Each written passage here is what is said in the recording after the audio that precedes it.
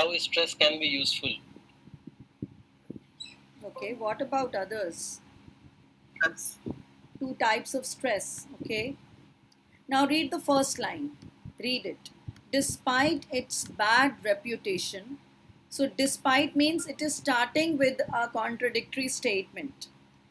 And we know that it has a bad reputation. So, it is stress historically had a vital role to play. So, the first sentence itself is telling us that it has some important role to play despite having a bad reputation.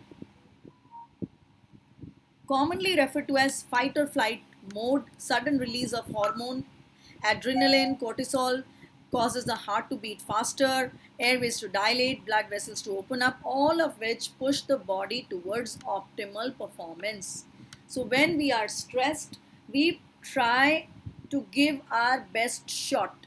And the example is that of a gazelle who escapes the lion and thank this primal evolutionary response, that is stress.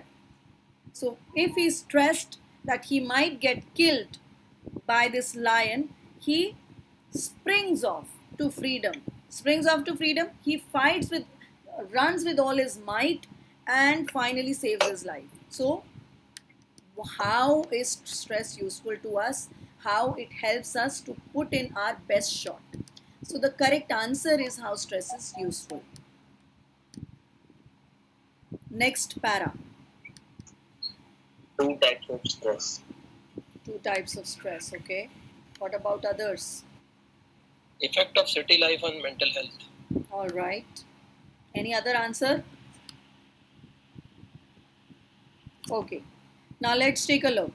In ordinary modern life, although we are in little danger of, although again it's a contradiction, although we are in a little danger of being stalked by so and so, our bodies react to stress in the same ways. Experiencing anxiety, fear, and stress is considered a normal part of life when it is occasional and temporary. So, this fear and stress is a normal part of life. It is not really talking about city life in particular.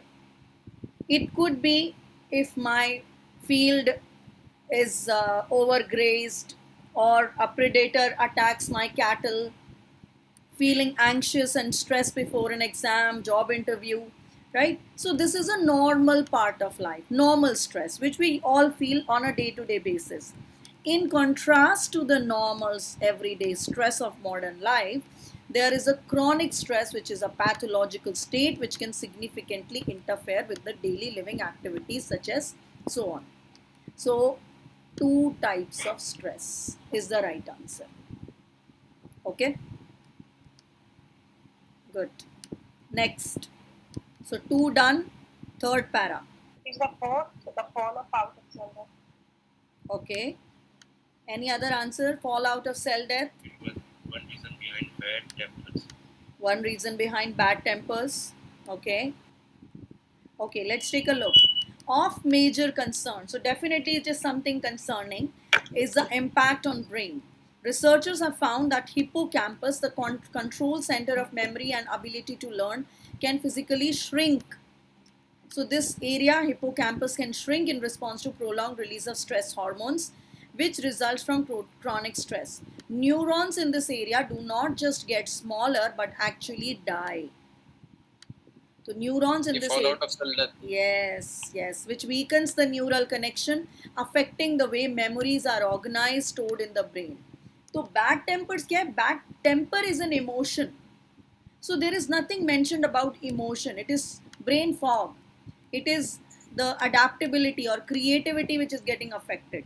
So it is our cognitive abilities that are getting hampered. So it is fall out of cell death. Neurons actually die. Okay, so the correct answer is number 4. Moving on to the next para. So we are done with 3 answers. We are left with 1, 2, 3, 4, 5, 6. One reason behind bad tempers. Okay. So while this part gets smaller, another area which is called amygdala for processing emotions can grow with chronic stress and correlate with aggression and profoundly impact mood and behavior. With the link between emotion and decision making, a person is less able to stop and reflect, is much less able to. Instead, becomes reactive, short fused. Short fused is bad temper. So think of the difference between being able to tolerate a screaming child and instead of giving in to the desire to scream back. So yes, one reason behind bad tempers. Okay, the next para. Regrowing the brain with exercise. Sorry. Okay, regrowing the brain. Okay. Okay. So Yes.